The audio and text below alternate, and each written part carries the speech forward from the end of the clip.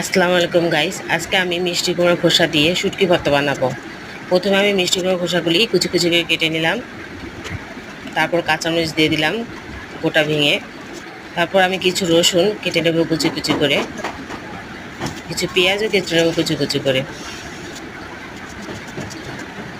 এখন সবগুলি পেঁয়াজ কুচি কুচি কাটার পর কেটে নেওয়ার পরে সবজিগুলি মিক্স করে নেব,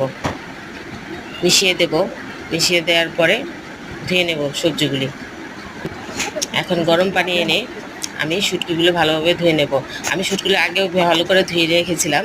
এখন আবার গরম পানি দিয়ে একটু শুটকির যে গন্ধটা সেটা সরিয়ে নেব।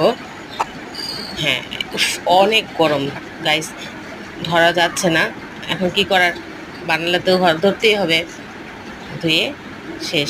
এখন আমি রান্না করতে নিয়ে যাব। চুলায় বসিয়ে দিলাম, লবণ দিলাম। এখন সামান্য পরিমাণ পানি দেবো সেদ্ধ হওয়ার জন্য, আর কিছু পরিমাণ তেল দেব শুটকিটা ভাজা ভাজা করার জন্য। এখন এগুলি একসাথে করে আমি ঢেকে দেবো। কিছুক্ষণ পরে সিদ্ধ হয়ে আসলে ভাজা ভাজা করে নেব। দেখো সিদ্ধ হয়ে এসেছে। এখন এটাকে একটু ঢেকে দিয়ে আমি ভাজা ভাজা করে নেব। এখন আমার ভর্তাটা কমপ্লিট হয়ে গেছে। এখন এটা মিক্সারে নিয়ে যাব। এই মিক্সারে আমি ঢেলে নিলাম। কিছুক্ষণ ঠান্ডা হওয়ার পরে ব্যালেন্ড করে নেব ভর্তাটাকে।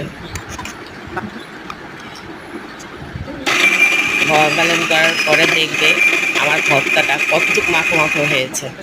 গ্যাস পাটা আছে, কিন্তু তারপর ব্লেন্ডারে সময়টা বাঁচানোর জন্য ব্লেন্ডারে করে নিলাম। ঘষাঘষির থেকে আমার ব্লেন্ডারেই আমি বানানো সেভ মনে করেছি। এখন দেখো আমাদের ভর্তাটা কত মাখো মাখো হয়েছে। যাদের ভালো লাগে তারা বাসায় বানিয়ে